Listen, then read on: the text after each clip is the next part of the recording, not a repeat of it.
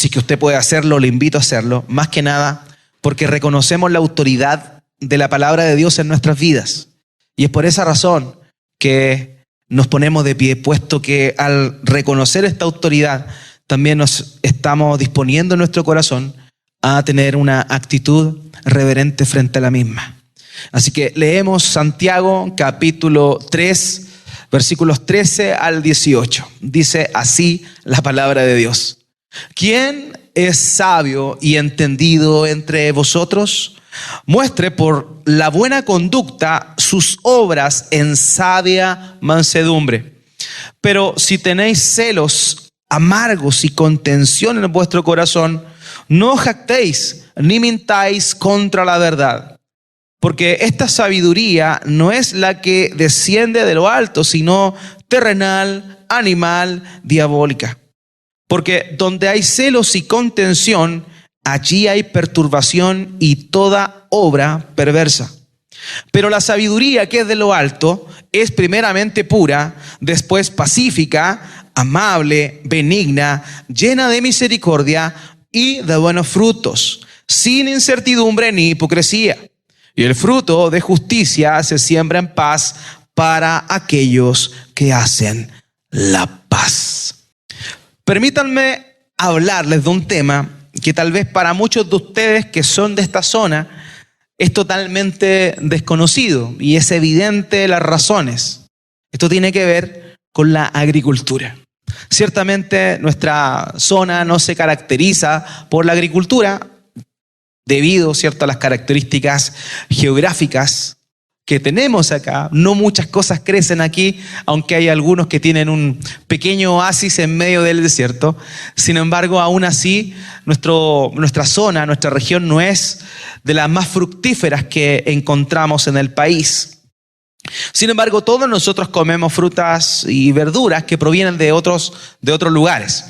Algunas vienen del sur del país, vienen por camiones, ¿cierto? Y otras las traemos del norte, del país del norte, de Perú. Lo cierto es que si nosotros hablamos de agricultura en esta época, dista mucho de la agricultura de antaño, de hace 50, 100 años atrás y mucho más atrás. Porque los procesos que hoy día se llevan a cabo en función de la agricultura son totalmente diferentes a los de antes. Y lo cierto es que hoy día nosotros los sabores que conocemos o los sabores que estamos acostumbrados no son los mismos sabores que existían hace muchos años atrás. Y la razón es bastante sencilla. La agricultura se ha ido industrializando cada vez más y eso ha generado que hay procesos que se llevan a cabo dentro de las frutas y verduras que de ninguna manera se hacían hace años. Y esto tiene que ver con que todo este proceso ha ido cambiando. Las frutas que no eran tan lindas a la vista antes, eran sumamente sabrosas. Yo me acuerdo que cuando visitaba el campo de mi abuelo en el sur, Santa Juana, 8ª región, iba y de pronto veía que se caía una ciruela, iba a probarla, fea la ciruela, pero la probaba y era exquisita. Exquisita. Pero hoy en día nosotros vamos al supermercado y vemos una manzana roja perfecta, brillante, y la elegimos porque evidentemente es la que mejor se ve. Pero cuando llegamos a casa, la lavamos. Por favor, lávela. No se deje llevar por el color y el brillo. Lávela. La lavamos, la probamos y es una cosa totalmente amarga e insípida. ¿Por qué pasa esto? Porque obviamente hay varios procesos que a lo largo de los años se han ido incorporando para poder generar una industria de la agricultura. Y eso hace que muchas, por ejemplo, frutas que hoy día conocemos estén modificadas genéticamente. Hay muchas frutas que nosotros comemos que están modificadas. Se han aplicado insecticidas, ¿cierto?, para que los insectos no se las comieran.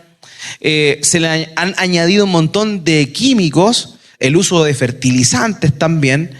Y esto con el propósito de que estas frutas y verduras se den en épocas del año que normalmente, de acuerdo a la naturaleza de la semilla, no deberían darse.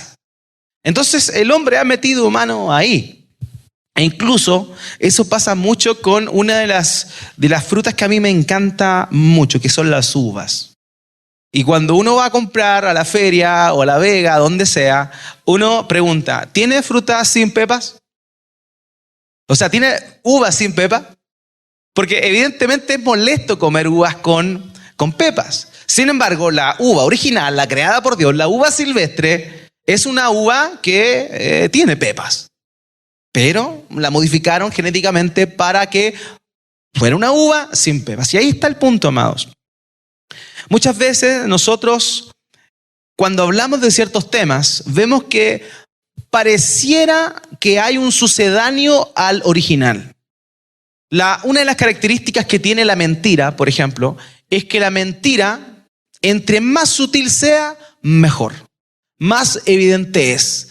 La mentira, entre menos grado de mentira tenga, solamente una pizquita, más pasa como verdad. Por eso es que nosotros tenemos que ser claros en determinar qué es una verdad y qué es una mentira. Si algo está un poquito modificado, aunque sea lo más mínimo, eso es una mentira. Lo mismo sucede, hermanos, cuando tenemos que definir algunas cosas como la sabiduría. Existe una sabiduría verdadera y es la que Santiago ya nos ha hablado anteriormente en el capítulo 1, versículo 5, donde dice que si alguno tiene falta de sabiduría, se la pida a Dios y que Dios la va a dar sin sacar en cara y que la va a dar abundantemente. ¿Se acuerdan? Lo vimos hace unas cuantas semanas atrás. Unas 8 semanas aproximadamente estuvimos hablando de esto.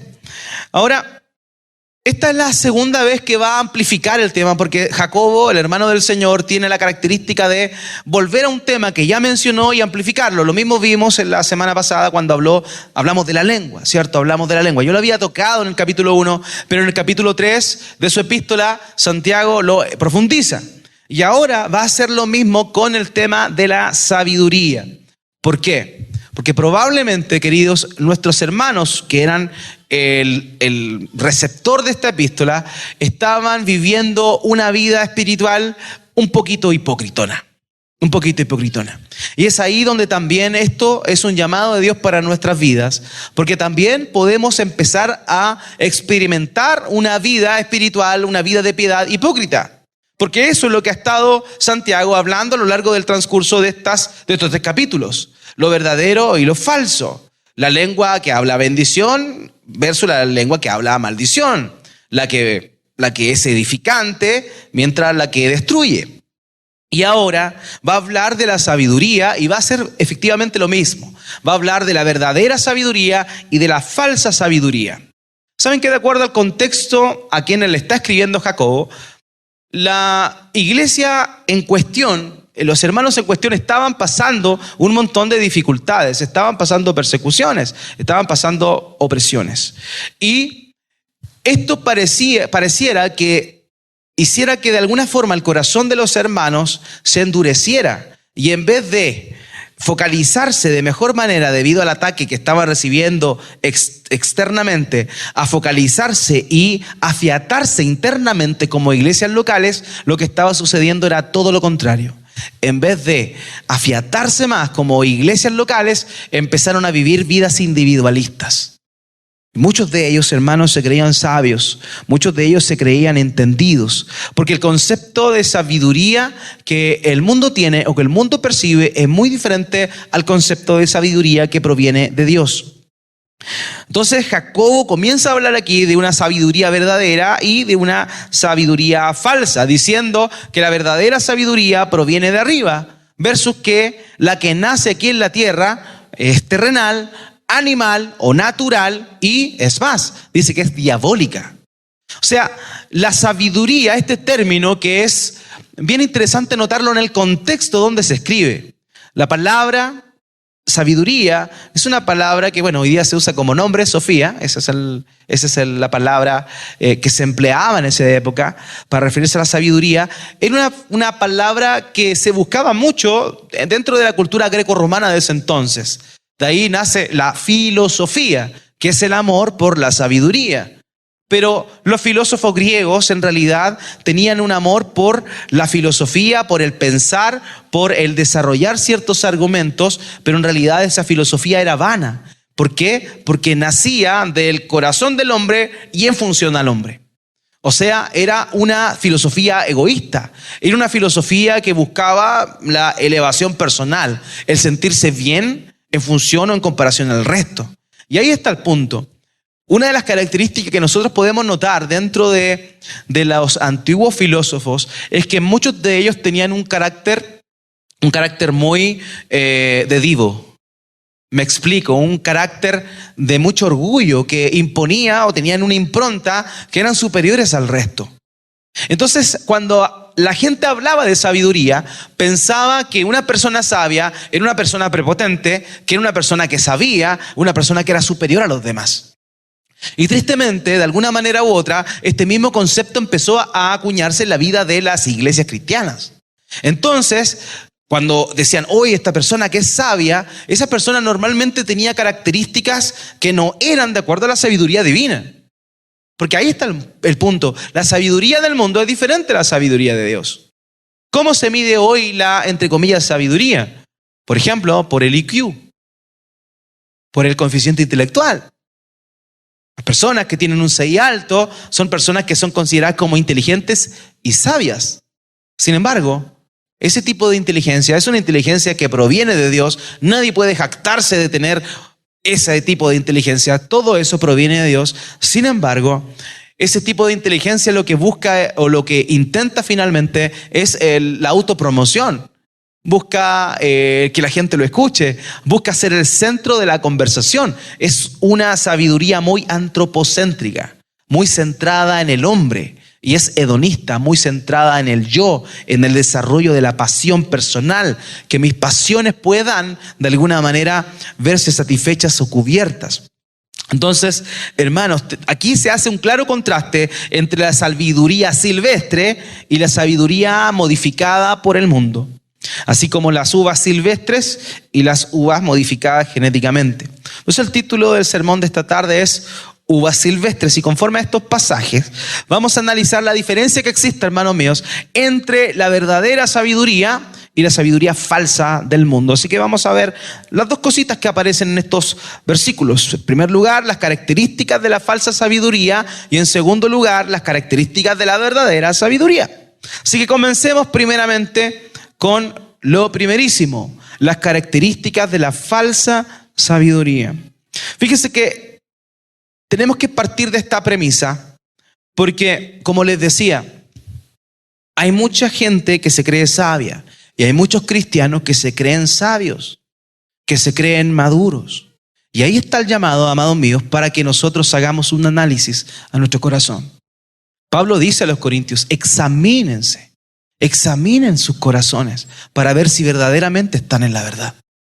Hermanos, nosotros necesitamos verdaderamente, de forma periódica, analizar nuestro corazón. Porque es muy fácil llegar a pensar que podemos estar bien. Es fácil llegar a pensar que porque tenemos ciertos años en nuestra vida y también porque tenemos cierta cantidad de años asistiendo a una iglesia o aprendiendo, leyendo la Biblia, tenemos cierto nivel de madurez y de sabiduría. Pero lo cierto, amados míos, es que la sabiduría genuina no es una que se puede medir por nuestra actitud, sino que es una que se mide por nuestro actuar. De la misma forma que la verdadera fe, la verdadera piedad, de acuerdo a Santiago, se mide en las obras que hacemos por la fe, no las obras de justicia, ya lo vimos eso. No es que somos salvos por obras, de ninguna manera. La salvación es por gracia, por medio de la fe en Cristo Jesús. Estamos hablando de que una fe que es genuina, obra, trabaja, acciona. De la misma manera, la verdadera sabiduría es una que trabaja y la falsa sabiduría es aquella que solamente busca el beneficio personal. Miren, acompáñenme por favor al versículo 14. Yo voy a estar leyendo la Nueva Biblia de las Américas. Dice así: pero si tienen celos amargos y ambición personal en su corazón, no sean arrogantes y mientan así contra la verdad. O sea, aquí está hablando, en primer lugar, que esta sabiduría falsa, esta sabiduría terrenal, tiene como característica principal ser egoísta, envidiosa y desordenada. Esa es una de las características principales que tiene la falsa sabiduría. Y aquí es bien interesante esto porque, como les digo, muchas veces nosotros pensamos que en la fe hemos ido madurando, que hemos ido adquiriendo sabiduría con los años, pero en realidad estos test que nos muestra la Biblia muestran realmente si esto es así o no. De alguna forma este es un sabiduríaómetro.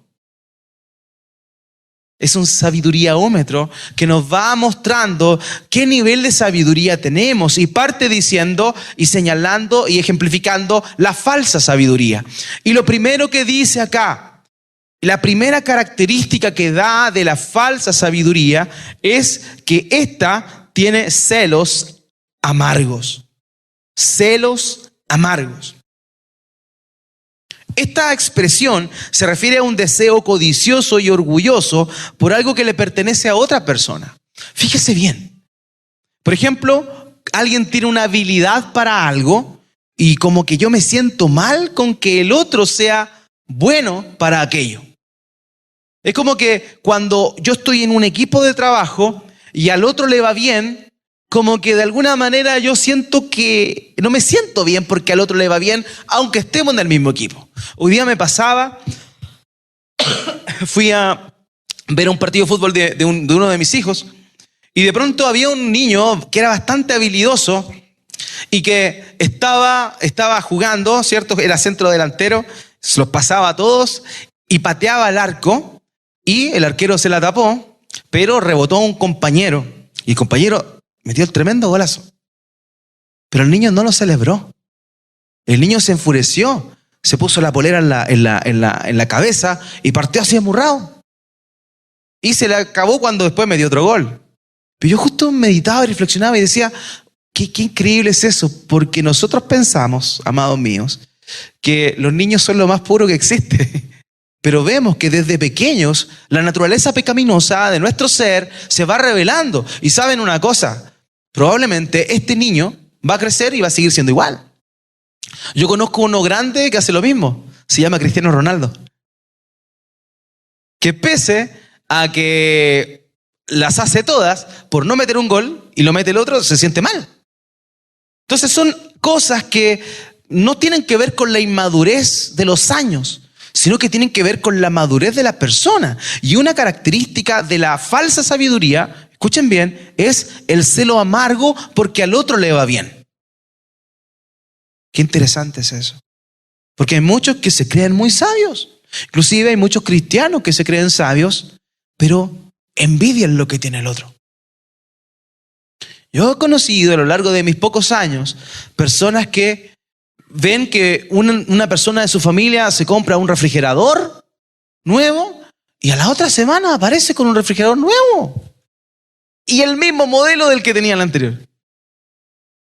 Alguien cambia el auto y de pronto la otra semana aparece con un auto nuevo. ¿Por qué es eso? Porque hay una inmadurez en el corazón. Porque no hay sabiduría verdadera. Porque lo que hay es una manifestación de la naturaleza pecaminosa que cada una de nosotros tenemos. Pero fíjese que la expresión que dice aquí no está sola, no dice solamente celos, que es lo que se puede graficar como este deseo codicioso y orgulloso, sino que también acompaña con un calificativo. Dice que son celos amargos. Celos amargos. Cuando añade esta expresión, está añadiéndole una hostilidad. Literalmente significa punzar al otro. Es como que no es suficiente sentir angustia porque el otro puede hacer algo, sino que voy a hacer algo malo yo para hacer sentir mal a esa otra persona. ¿Y saben qué? Hay muchas de estas cosas que tristemente se ven dentro de la iglesia de Cristo. Y esto no debería ser así.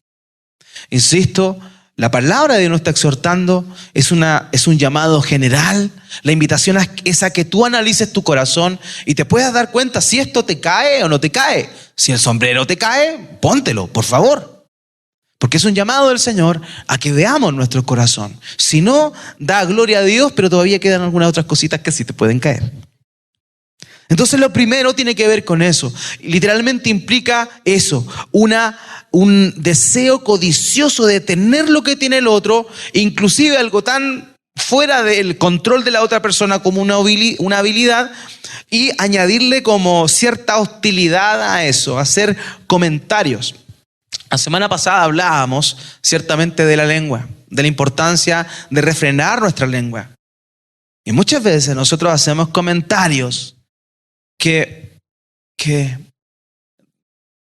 nacen de un corazón poco sabio. Nacen de un corazón poco sabio.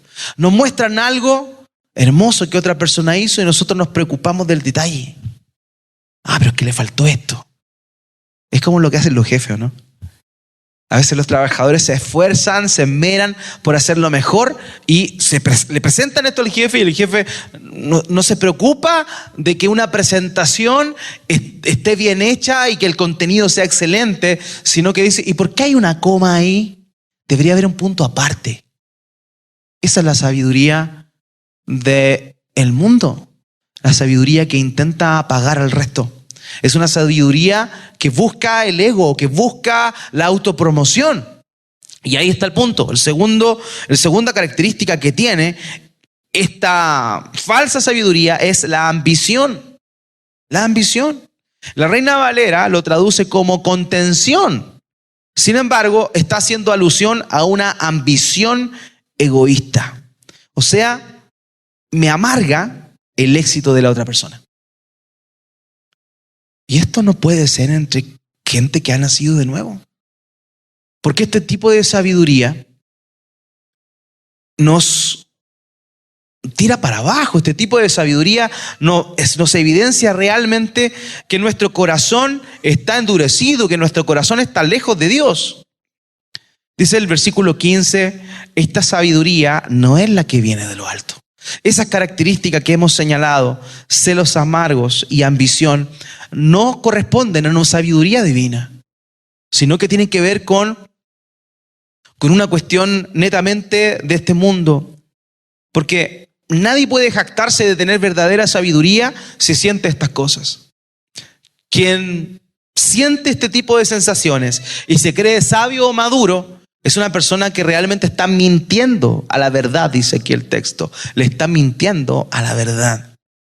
Es así que debemos ver nuestra vida diaria y podemos ver alrededor nuestro y encontrarnos con personas que en función a la búsqueda del éxito a menudo se convierten en voraces personas que atropellan al resto con el fin de establecer su supremacía.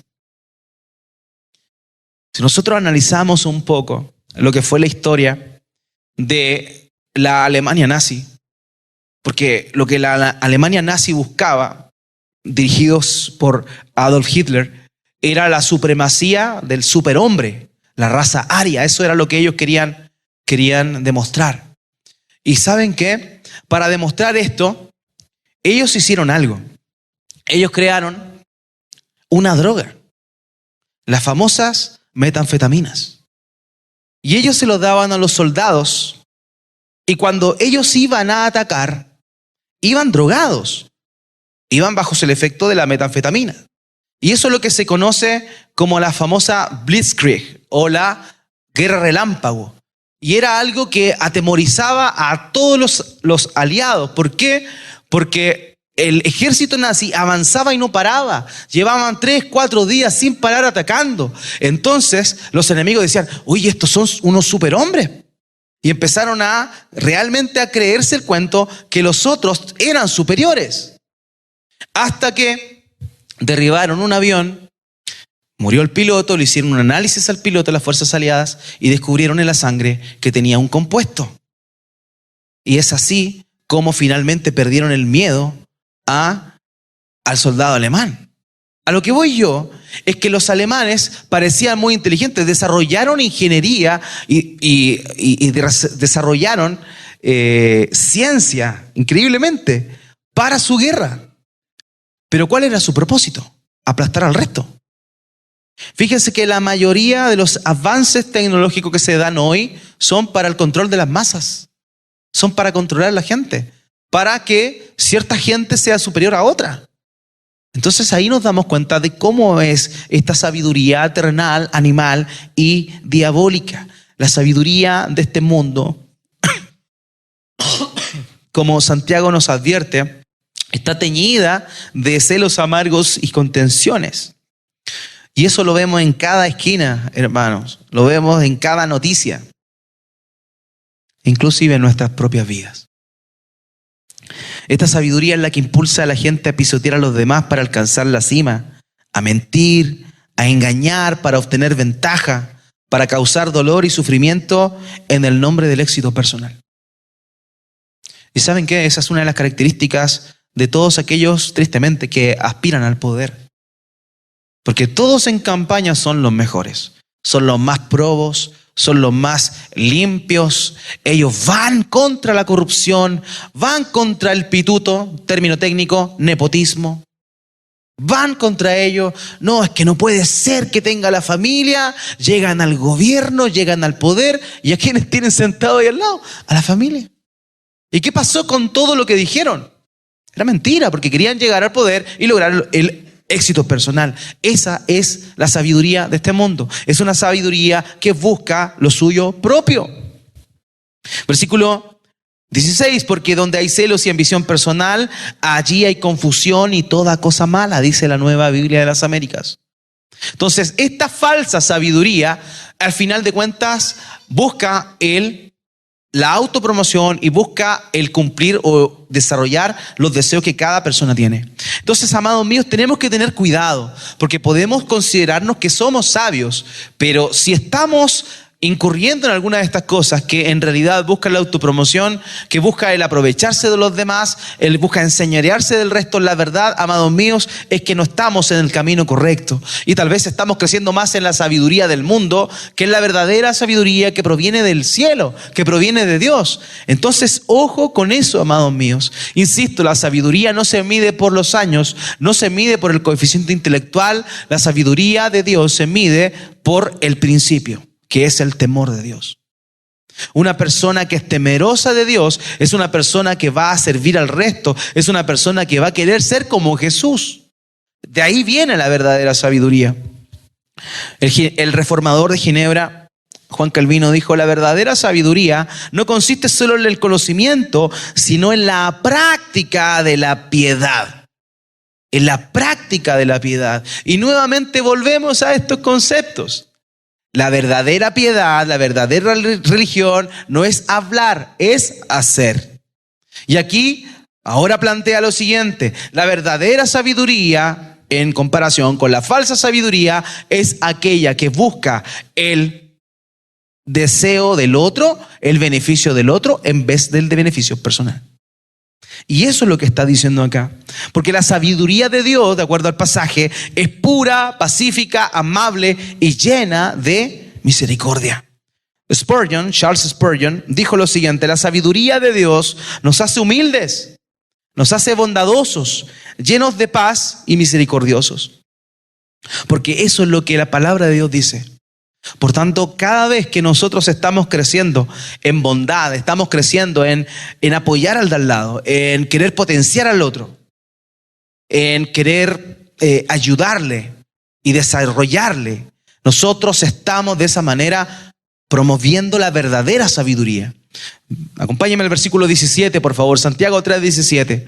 Pero la sabiduría de lo alto es primeramente pura, después pacífica, amable, condescendiente, llena de misericordia y de buenos frutos, sin vacilación, sin hipocresía. De manera que vemos un contraste claro acá entre la falsa sabiduría y la verdadera sabiduría. Entre la sabiduría que viene de acá mismo, que es humana, que es terrenal, que es diabólica, versus la sabiduría que proviene de lo alto. Porque la verdadera sabiduría es pura. Es pura. No tiene fallas, no tiene imperfecciones, es santa. Fíjese en ese tipo de sabiduría. Una sabiduría que no piensa en lo malo, que piensa en lo bueno. En segundo lugar, dice que es pacífica. Promueve un estado de plenitud, bienestar y felicidad. ¿Quieres tú el bien del otro? ¿Quieres tú que realmente al otro le vaya bien? Eso es una prueba de que tu sabiduría es genuina. En tercer lugar, dice que es amable. Esta expresión puede también entenderse como gentil, justa. Dice la Escritura que vuestra gentileza sea conocida por todos los hombres. Pero qué importante es esto, la amabilidad. Porque la sabiduría, podemos ver claramente ese contraste, del mundo es hostil, mientras que la sabiduría de Dios es amable. Y aquí hay una característica que a mí me conmueve. Dice la Nueva Biblia de las Américas que es condescendiente. Condescendiente. Esto significa que es dócil, que está dispuesta y abierta a adoptar otra posición. Y aquí hay algo importante. Muchas veces nosotros, amados míos, somos sabios en nuestra propia opinión. Nos creemos sabios en nuestra propia imprudencia. Creemos que las sabemos todas. Creemos que por la experiencia que hemos vivido, por las cosas que nos han pasado y por el poco conocimiento tal vez que tenemos, creemos que ya con eso es suficiente y que nadie nos puede venir a decir nada.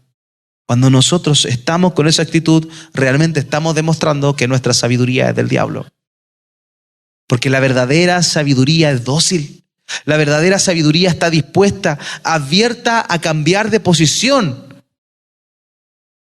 Una de las características que tenían los hermanos de Berea, de la ciudad de Berea, era que ellos eran sumamente humildes ante la palabra de Dios. ¿Y saben qué? Oían el mensaje de Pablo, la predicación de Pablo, y ellos escudriñaban la Escritura para ver si lo que ellos decían, lo que Pablo decía, estaba conforme a la Biblia. Pero es increíble que ellos no lo hacían con orgullo en su corazón para pillar a Pablo, para ver, ¿estará bien lo que está diciendo? No, sino que ellos lo hacían de una manera noble, humilde, oían el mensaje, corroboraban el mensaje y lo recibían. Qué importante es esto, porque la verdadera sabiduría es una sabiduría que es humilde, que está dispuesta a cambiar. Que si yo antes creía que algo era así, al verme enfrentado a la palabra de Dios, me doy cuenta que era de otra manera, yo cambio mi percepción. Pero muchas veces para nosotros es más fácil quedarnos en el status quo, quedarnos quietos y no cambiar nuestro paradigma mental. Es que yo escuché que esto era así, a mí me enseñaron que esto era así, es así. Pero es que la Biblia dice esto, no me importa. Es que a mí me enseñaron así y yo no voy a cambiar. Esa no es una actitud de sabiduría. La actitud de sabiduría es amable, es pura, es pacífica, pero también es humilde y está dispuesta a cambiar su percepción. Padre, yo creía esto, pero veo en tu palabra que es otra cosa.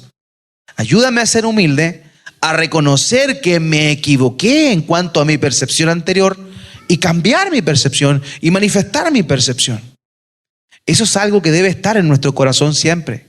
Ser condescendiente y abierto a adoptar otras posiciones si es que la palabra de Dios nos lleva a eso.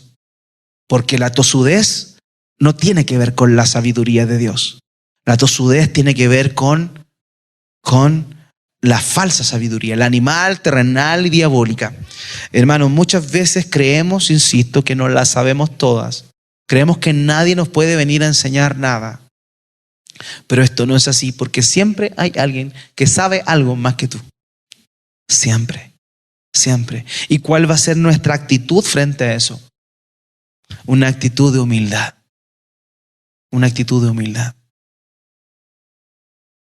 Eso es algo que tiene que ser particular de todo cristiano. ¿Sabes qué? Tal vez a veces nosotros llegamos a tener cierto nivel de sentimiento de superioridad frente a otras personas cristianas que quizás no saben tanto. Quizás no han escuchado tanto la palabra de Dios y solamente la sabiduría de los años y el Espíritu Santo les ha ido moldeando. Pero ¿sabes qué? Podemos aprender de esas personas. Porque si Dios tiene algo que compartirnos por medio de esa persona, nos lo va a compartir. Ahora, no porque uno aparentemente sepa más o conozca más, no va a recibir aquello. Porque la sabiduría de Dios es una sabiduría humilde, dispuesta al cambio. Es una sabiduría llena de misericordia, de compasión y de piedad. Porque la antítesis era ¿cuál? La falsa sabiduría era ambiciosa, era egoísta, solo quería brillar ella. Mientras que la verdadera sabiduría hace que el otro brille, ayuda y potencia al otro. Es con misericordia, con piedad. Spurgeon dijo, la verdadera sabiduría es caminar en las sendas de la justicia. Con compasión, con piedad, es el camino estrecho que conduce a la vida. Así que hermanos, ¿cómo entonces debemos aplicar esto en nuestra vida? Debemos recordar siempre que la verdadera sabiduría no se basa en cuánto sabemos, sino en cómo vivimos. Insisto, si tú sabes mucho pero vives poco, tú eres la persona más imprudente y poco sabia que existe.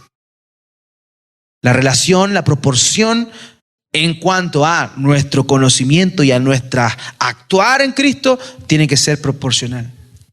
Así que es importante eso. Fíjese que Pablo lo enseña a los filipenses y le dice así en Filipenses capítulo 2, versículo 3 al 4. Dice, Filipenses 2 del 3 al 4, no hagan nada por egoísmo o por vanagloria, sino que con actitud humilde cada uno de ustedes considera al otro como más importante que a sí mismo, no buscando cada uno sus propios intereses, sino más bien los intereses de los demás. Hermanos, ¿de qué sabidurías estamos llenos? ¿La sabiduría del mundo? ¿La egoísta? ¿La del beneficio propio? ¿O la sabiduría de lo alto? Aquella que nos lleva, nos impulsa a potenciar, a ayudar y bendecir al otro. Reflejamos en nuestra vida diaria los frutos del Espíritu como la paciencia, la bondad, el dominio propio. ¿O en realidad queda evidente las obras de la carne como la envidia, el egoísmo y el desorden? Porque eso es al fin y al cabo. La sabiduría verdadera es cómo vivimos la vida de fe. La sabiduría verdadera tiene que ver con el principio del temor a Dios. ¿Y cómo podemos ver qué tipo de sabiduría estamos viviendo? Es claramente por los frutos. Mateo 7:16, el Señor Jesucristo dijo, por sus frutos los conocerán. ¿Acaso se recogen uvas de los espinos o higos de los cardos? Hermanos míos, ¿qué hay en nuestro corazón realmente? Lo que vivimos en la fe, lo que aprendemos en la fe, ¿lo estamos aplicando o no lo estamos aplicando? ¿Qué tipo de frutos estamos mostrando? El fruto es algo que no es para ti. El fruto es algo que es para las personas que te rodean. ¿O acaso un árbol se come sus propios frutos? Yo nunca he visto un árbol comiendo su fruta. Porque los frutos del árbol no son para el árbol, son para los demás. Los frutos tuyos, los frutos de la verdadera sabiduría, son para las personas que te rodean. Son ellas las que tienen que ver realmente y disfrutar de lo que Dios está haciendo en ti. Así alumbre vuestra luz delante de los hombres, para que vean vuestras buenas obras y glorifiquen a vuestro Padre que está en el cielo, dijo el Señor Jesús. Porque somos puestos como luminares en medio de una generación maligna y perversa. Porque ahí nos ha plantado Dios. Por tanto, amados, ¿qué tipo de sabiduría tenemos? ¿Qué tipo de reacciones estamos teniendo? Y es interesante porque en realidad, en rigor, la aplicación de la sabiduría es muy distinta a lo que nosotros estamos acostumbrados a pensar cuando hablamos de sabiduría. Y imagínense, la verdadera sabiduría tiene que está ligada a cómo actuamos con los demás, cómo vivimos en función a los demás. Y es como raro, pero en realidad el llamado, hermanos míos, es que nosotros podamos darnos cuenta que la verdadera sabiduría la que debemos anhelar. Santiago 1:5 dijo, el Jacobo, el hermano del Señor, si a alguno de ustedes le falta sabiduría, que se la pida a Dios, quien da a todos abundantemente y sin reproche, y le será dada. Cuando Dios nos pide que tengamos sabiduría divina, Dios nos está pidiendo que seamos como Cristo. Martín Lutero dijo, la verdadera sabiduría y perfecta sabiduría es Cristo, quien es Dios y hombre en una persona, que se humilló a sí mismo por nosotros. Hermanos, Cristo personifica la sabiduría que Santiago está describiendo. Él no buscó su propia gloria. Él no buscó su propio beneficio. Él vino a servir y a dar su vida en rescate por muchos. Esa es la verdadera sabiduría, la sabiduría de Dios. Él es el ejemplo supremo de humildad, de paciencia.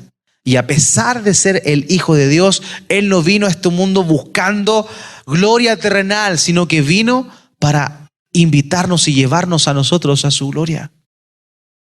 Queridos, Él vino a servir. Él vino a dar su vida. Él vino a entregarse. Por eso, amados míos, cuando analicemos nuestro corazón y tal vez veamos que estamos al debe en cuanto a estas cosas, roguémosle al Señor que nos ayude. Pidámosle perdón.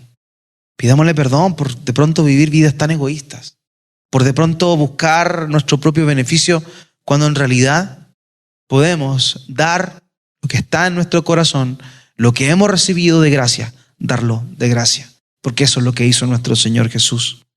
Que nuestra sabiduría sea como la de Cristo, que sea como este fruto silvestre, como esta uva silvestre, esta uva natural, esa sabiduría verdadera, y no como una falsa sabiduría que busca lo propio. Que el sacrificio de nuestro Señor Jesucristo en la cruz del Calvario nos impulse a una nueva vida, que nos ayude, como cantábamos hace un rato, a servirles, a ser siervos para Él con humildad y amor, y que vivamos para la gloria de Él día tras día, que podamos compartir esa sabiduría que proviene de Dios, que Él nos da a las demás personas que nos rodean, que podamos ayudarles. Así que, hermanos míos, examinemos nuestro corazón, arrepintámonos de envidia o egoísmo y pidamos perdón a nuestro Dios, y que Dios, por medio de su Espíritu Santo, nos lleve a caminar en su gracia y que podamos demostrar la sabiduría que proviene de Él con nuestras acciones, porque Él solamente nos puede transformar, porque Él solamente nos puede cambiar, porque Cristo Jesús murió para darnos vida nueva. Y si alguno está en Cristo, nueva criatura es. Las cosas viejas pasaron, he aquí todas son hechas nuevas. Amados míos, esa es la invitación que Dios nos hace esta tarde.